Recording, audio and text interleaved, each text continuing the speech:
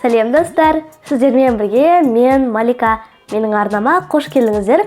Бүгін біз сіздермен өте дәмді бауырсақ жасайтын боламыз. Ең бірінші біз жылы сүтке кішкене ыстықтау қылып алсаңыздар да болады. Дрожь қосамыз. Сосын тоз қосамыз.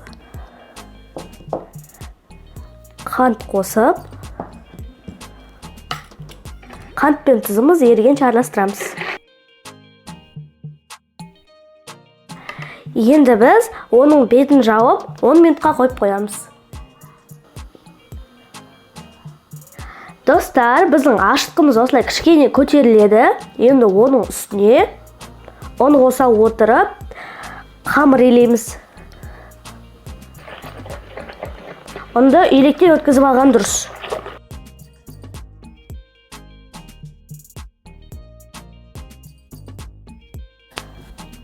Мінекей достар, қамыр иледім. Қамыр осындай жұмсақ болу керек.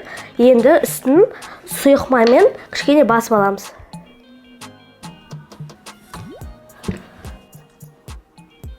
Достар, енді біз қамырымызды жылы жерге көтерілгенге дейін жарты сағат, 1 сағатқа қойып қоямыз. Мінекей достар, біздің қамырымыз ашыды. Осындай әдемі болып ашуы керек. Енді біз оны 2 бөлікке бөліп аламыз. Мінекей достар, осындай теңдей 2 бөлікке бөліп алдық. Енді біреуін жаямыз. Қалыңдығы 1 сантиметрдей болу керек. Астына кішкене ұн сеуіп аламыз.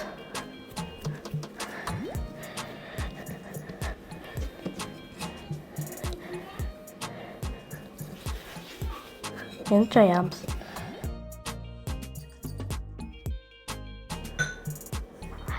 Енді дөңгелектеп кесіп аламыз.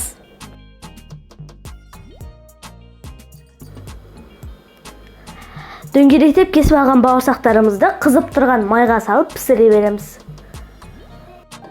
Достар, енді біз бауырсақтарымызды пісіре береміз. Қызып тұрған майға бауырсағымызды саламыз. Біздің отымыз орташа болып тұру керек.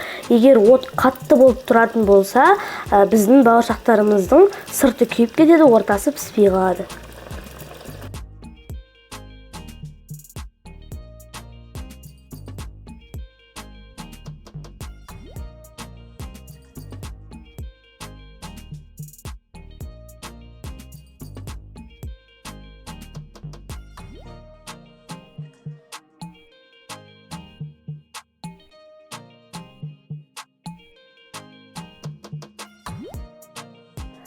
Сонымен достар, біздің өте дәмді бауырсағымыз дайын.